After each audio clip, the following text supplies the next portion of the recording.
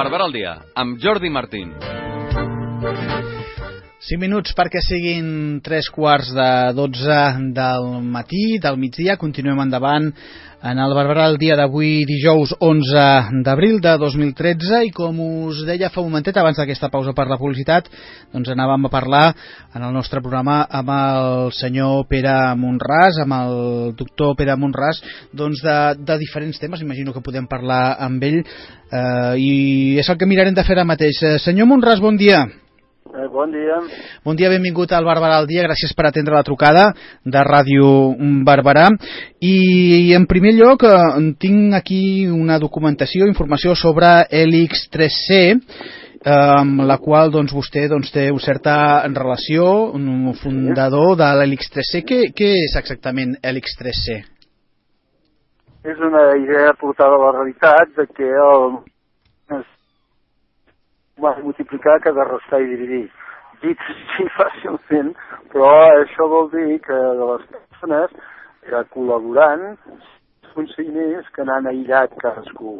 Per tant, hem comentat el que d'alguna forma pot donar-se-li molts noms, economia del coneixement, pot donar-se-li els noms de projectes compartits, que és que coses que ja existeixen es posin en funcionament diferent i generin noves activitats en base a aliar-se, per dir una manera, uns amb els altres.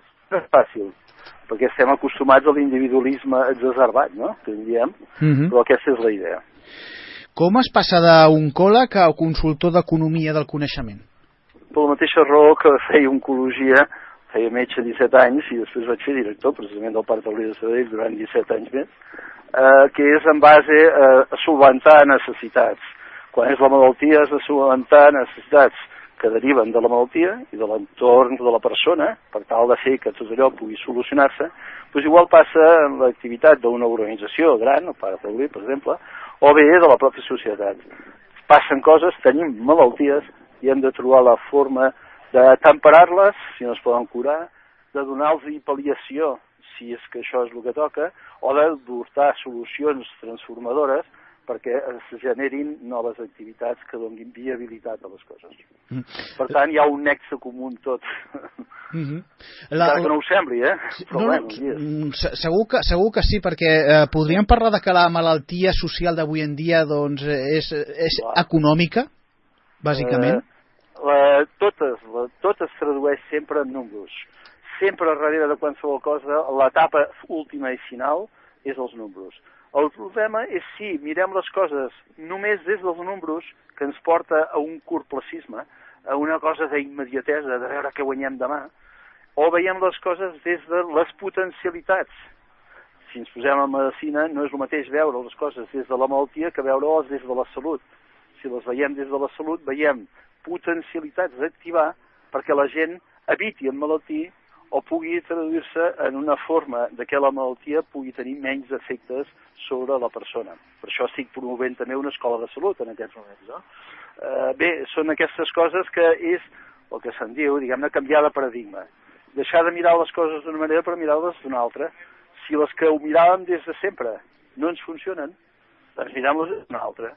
Si estem en una fase en què per la crisi no hi ha recursos, busquem de reactivar recursos ociosos que existeixen però no estan en activitat, per exemple, no? Aquest canvi de paradigma, com el podríem traduir per entendre cap a quin canvi estaríem parlant? Fonamentalment, i en la radicalitat del tema, és deixar de pensar tant en l'objecte, com estem fins ara, per començar a pensar les coses des del subjecte.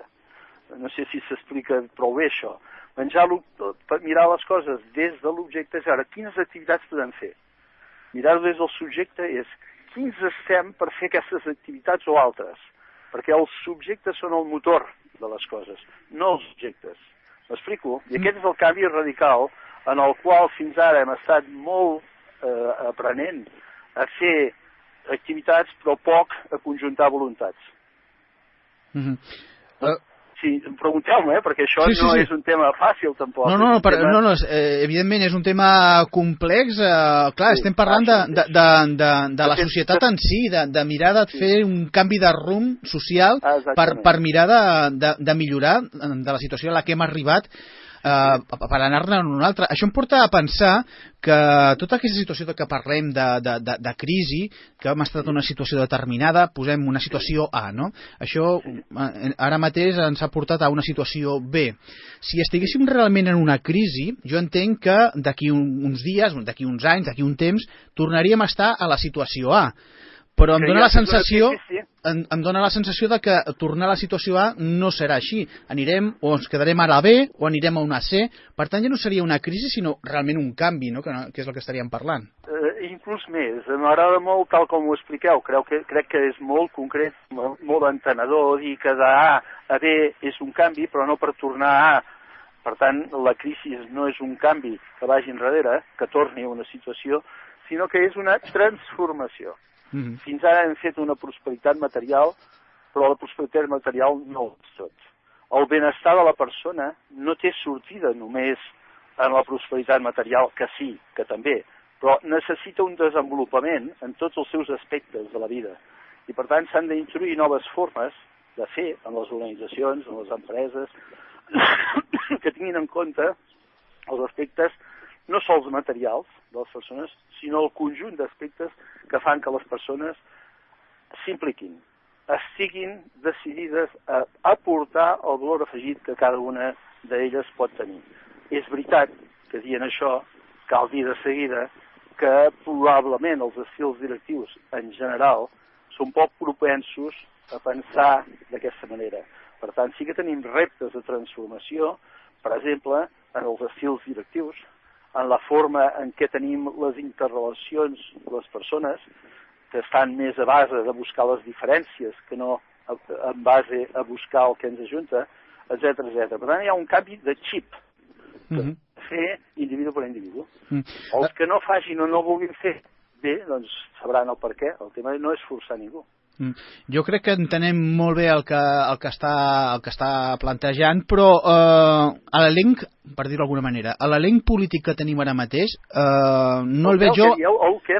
El públic que dieu? A l'elenc polític, el personal polític que tenim ara mateix al davant de tot plegat, no el veig massa per aquesta labor, per aquesta feina d'aquest canvi en aquesta línia. Penso que penso que no van per aquí. Com podem canviar-ho? Com podem fer tom?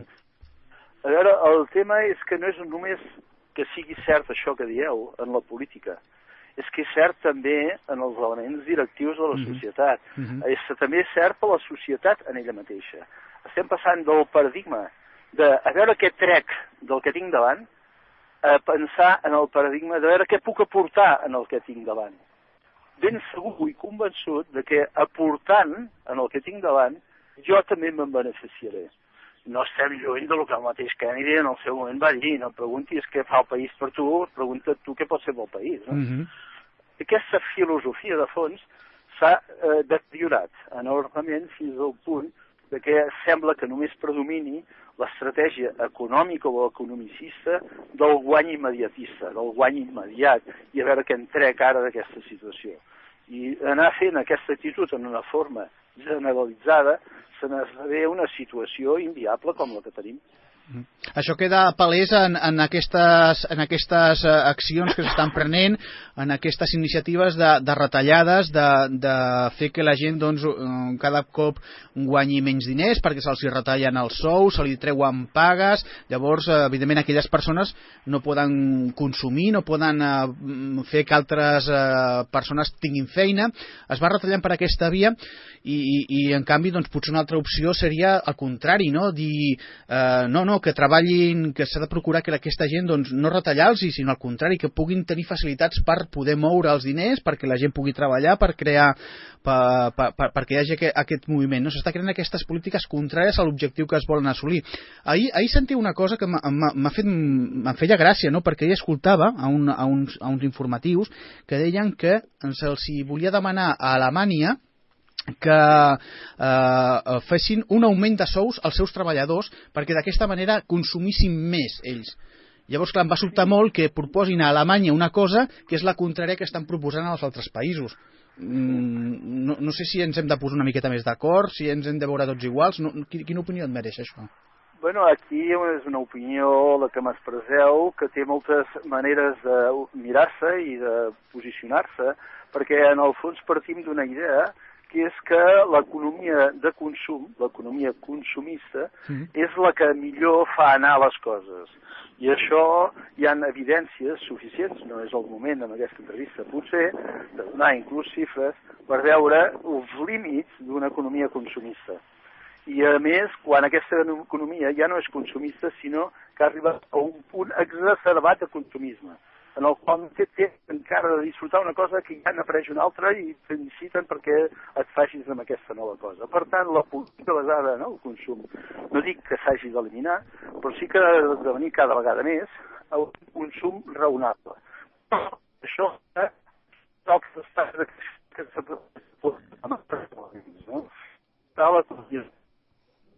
tecnologia permet activar actituds i el factor humà ben competent és el primer dels objectius.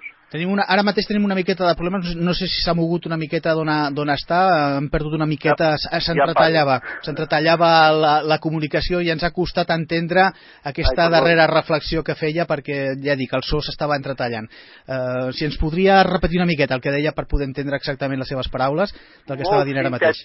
Molt sintèticament deia que l'economia consumista per ella sola no ens reactivarà. Això és una cosa que ha donat ja de si suficient. Tornem a una economia de consum raonable, però per afegir el creixement necessari i desitjable necessitem activar altres elements. Per exemple, els que estan basats en el coneixement de les persones. I això vol dir que el recurs ociós més important és el nostre propi cervell, el de cada un que està funcionant, i ho parlo com a metge, en una molt per sota del que, amb unes maneres de pensar molt limitatives. Per exemple, sempre ens diuen l'individualisme, sobretot, no et fies a ningú, vés per la teva. És una manera de pensar incorporada que fa moure cap a cuidado amb la cooperació, cuidado amb el compartir, cuidado amb això. Ja no diguem que tot això es va traduir en un moment, sobretot no passis informació, la informació és poder. Tot això, avui dia, amb les eines tecnològiques que tenim, i per citar-ne una, òbviament, és internet, és que ja és ridícul. El coneixement està a la xarxa, podem saber de les coses. El tema és com compartim amb altres coses que estan als nostres límits. Allò que jo no sé fer, hi ha algú que està en el límit del que jo no sé fer i que pot ell donar una solució. Busquem això i compartim aquí. Aquí és el valor afegit. Jo penso que està molt clar. Evidentment, la societat actual s'ha anat cap a un individualisme exacerbat terrible.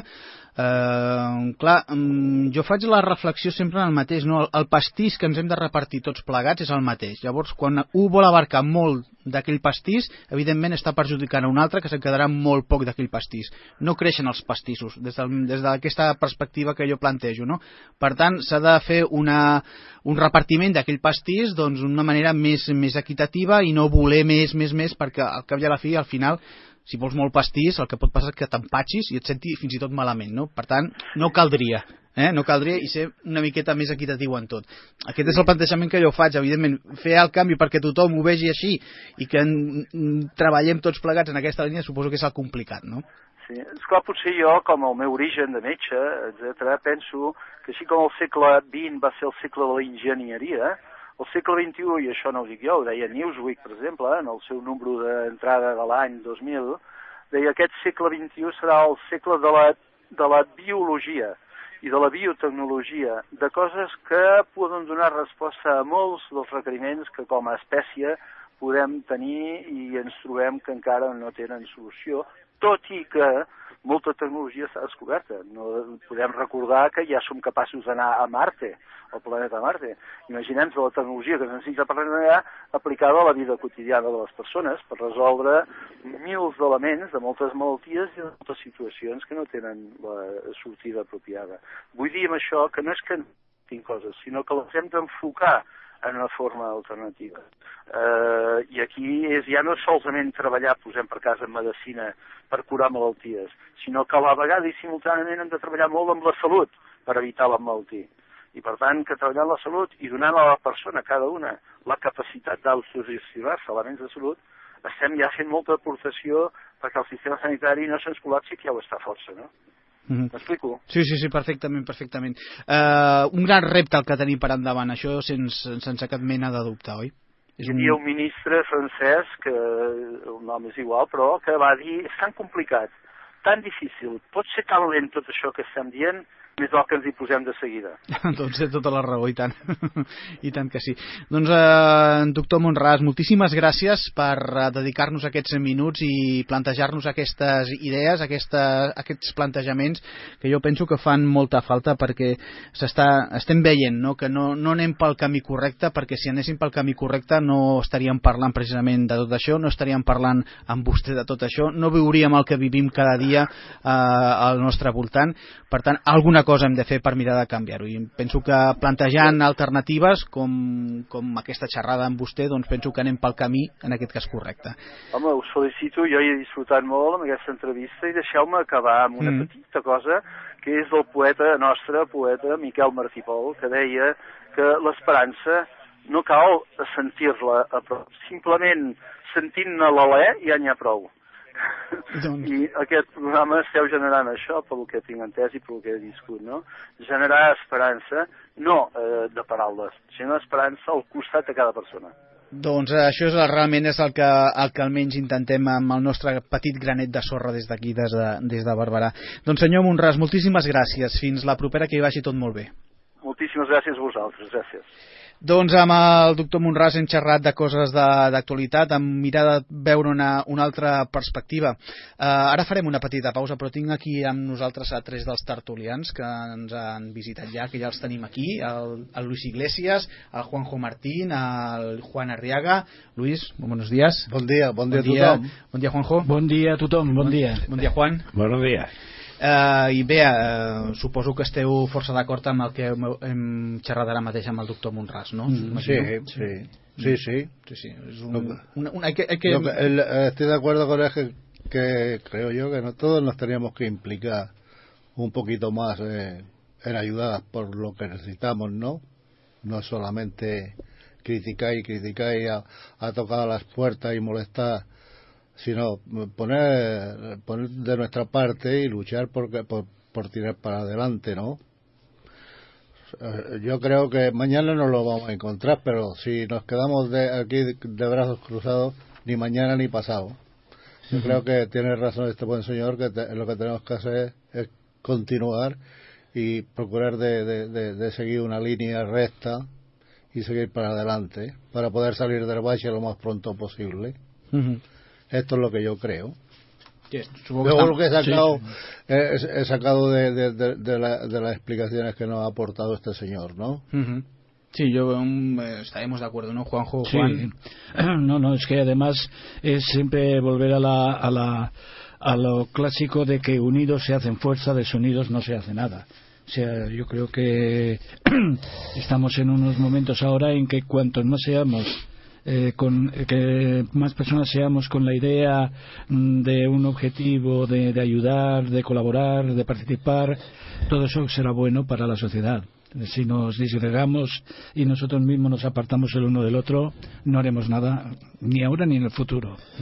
Yo creo que hay algo que ha dicho el doctor Monràs, que es que ese individualismo en el que nos hemos metido en estas últimas épocas nos ha llevado a la situación que estamos, que solo miramos por nosotros, no solo nos miramos nuestro ombligo, solo nos preocupa lo que nos pasa a nosotros, y esto nos ha llevado a la situación que estamos, y esto hay que cambiarlo, hay que empezar a mirar hacia afuera y antes, si me permite, antes la vida tenía otra cosa, ¿no?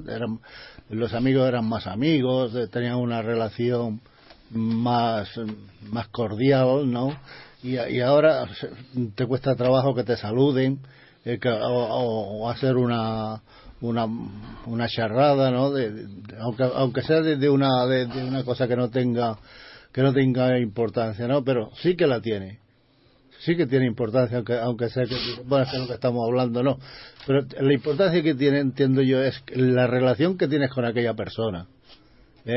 Porque pasas por delante de gente que conoces y no son dignos ni de contestarse a los buenos días o vaya usted con Dios.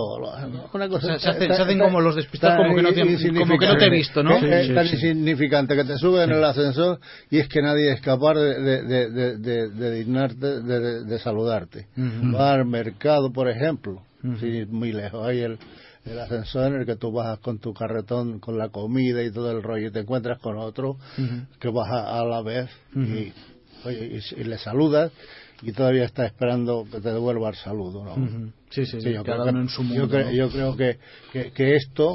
Pero no es extraño, en el seno de la familia pasa igual. Entre familias, entre familias, esa manera de ser.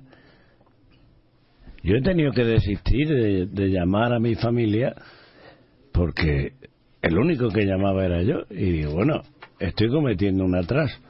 ¿Por qué tengo que ser yo siempre? ¿Y por qué tienes que cambiar tú? Y si consideras que ese no comunicarte, pues por ejemplo, con el resto de la familia... Porque te sabe mal de decir, estoy cometiendo yo también. ¿Seré yo más tonto o qué? Sí. No, olvidarlo no lo voy a olvidar, eso por descontado. Pero eso que dice el señor Luis lleva mucha razón. Yo me monto en el ascensor y hay vecinos que... Hay el único uno, llama yo. Que le dice, buenos días, hace uno. la costumbre. Nos reímos, pero es la realidad. Es así, mira, el adiós y los buenos días no se le puede negar a nadie, porque somos seres vivos. Y teóricamente educados, ¿no? Claro. Bueno, sí, dentro de tus posibilidades. No todo el mundo... No, cuando digo educado, quiero decir con respeto hacia el prójimo, eso sí, ¿no? A la persona. No en la educación en el sentido de tener a mí me pasó un caso aquí cuando me vine a Cataluña, y me vine de última, antes había estado. Me vine con 40 años. En la empresa donde trabajaba, el encargado, pues claro, le hablaba de usted, y me dijo un día, dice... Bueno, y si estamos aquí juntos 8 o 10 horas, ¿por qué no me hablas de tú? ¿Y sabes qué? La determinación que tomé, porque decirle, mire usted tú, que él eligiera lo que quería. Claro. Porque en la Andalucía dicen que es una de las comunidades que más atraso hay. Pero allí a todo el mundo mayor se le hablaba de usted. Y aquí no te hablan de... Ya, es que ni la familia, ni los nietos. Ni de usted ni de tú, directamente no te hablan. No, o sea, ya es, van a su bola. Ojalá fuese de tú que te hablase, ¿no? Sería que hay una conversación y un contacto, ¿no? Bueno, vamos a hacer una pausa, que tenemos pendiente de hacer ahora mismo. Vamos a poner unos cuantos anuncios y luego seguimos hablando. ¿Te parece bien? Si me permite, sí. a lo más que a mí me gusta mucho el diálogo, ¿no? Yo pienso que es mucho mejor dialogar que no otras cosas. A cualquiera le gusta el diálogo. A lo mejor peco de esto de hablar demasiado. Pero mira, mi forma de ser y de respetar al vecino y hacer las cosas lo mejor posible, ¿no? Estos son mis entendederes. Pues vamos a seguir dialogando de aquí unos minutitos. Ahora hacemos esta pausa que teníamos pendiente y reemprendemos la conversación. Tornem